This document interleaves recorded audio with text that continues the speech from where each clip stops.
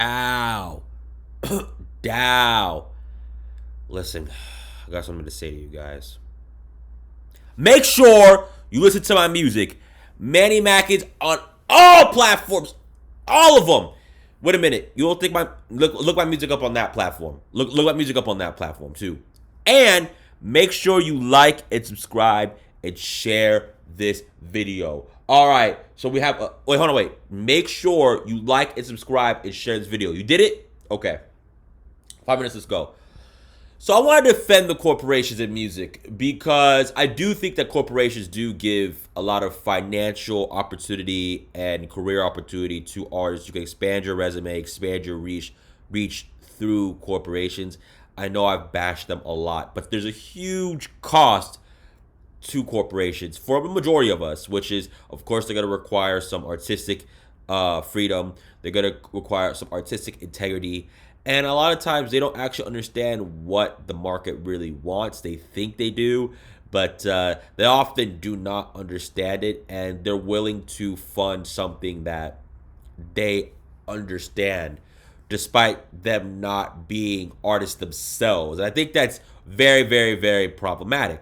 I uploaded a short saying or asking why are artists afraid of the corporations, and I think it's because of the culture. See, culture in my view is given through the powers that be and through the forces of power in order to maintain a status quo.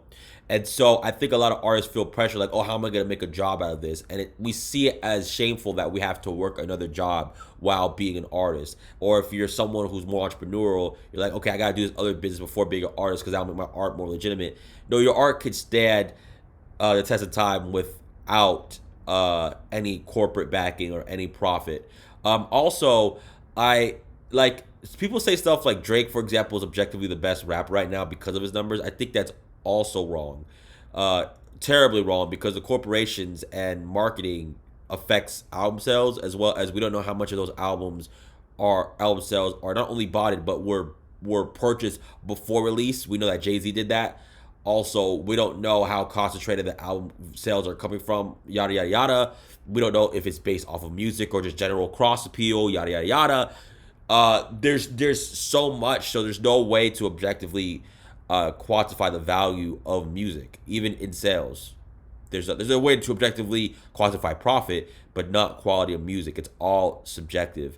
And I think though those cultural forces have made people really hate corporations, but in reality, we just need to flip the culture on its back. There's more artists than there are business people, and also the business people are used to middle grounding everything and just trying to find a way to maintain the status quo. So if we disturb the status quo enough as artists and as people, we, in theory at least, will put the businesses on their back, and they'll have to agree with what we're doing, similar to what Queen has done with Bohemian Rhapsody way back in the day, or James Brown with The Payback, or Outkast with the Speaker Box of Love Below. Really experimental albums, but they put the corporations on their back because the corporations are supposed to be the machine driving the artist. The artist is not supposed to be the machine driving the corporations, and we have flipped that.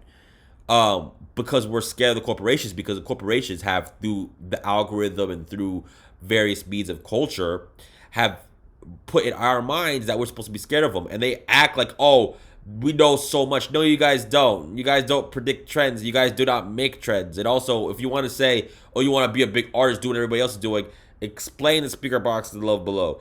Explain The Payback. Explain Thriller. Explain the Beatles. Like, what are we talking about? There's a lot of avant-garde, risky behavior or risky music. Explain Bohemian Rhapsody, David Bowie. Explain all these big artists. But the deal with the corporations and all this stuff is they want to sign people that are following trends so they can see which ones blow up, and the ones that don't blow up, oh, they put them on the side and not care about them. That's the strategy. That's the dominant strategy, rather than developing the artist.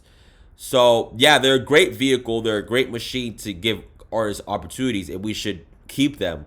But they're so messed up in the way that they do it, and they have so much power over the artists where they're unbearable, and they're even against facts. So, yeah, let's keep the corporations as business people that invest in us. Let's not invest too much of our time and our value and our worth on corporate measures as if we're corporations ourselves. I think that's very toxic and very harmful and useless to everybody. And we're seeing it now with the rate of music dropping and music becoming just less profitable, and artists have to find their own ways to independently get some type of press or some type of profit, or do extra stuff to become a star, relate to the people. So, yeah, I think that this corporate structure, this corporate culture, I call it corporate culture, that's pro corporation, is terrible and is horrendous for the arts in general. Anyway, that's the end of my 5-minute timer. Dow, make sure you all listen to my music. Manny Mac is on all platforms. I got albums. Project 2025, you're going to want to listen to. President Mackins, you're going to want to listen to. Jorda, you're going to want to listen to. All right? So, down. Okay? And make sure you like, comment, and share this video. Peace.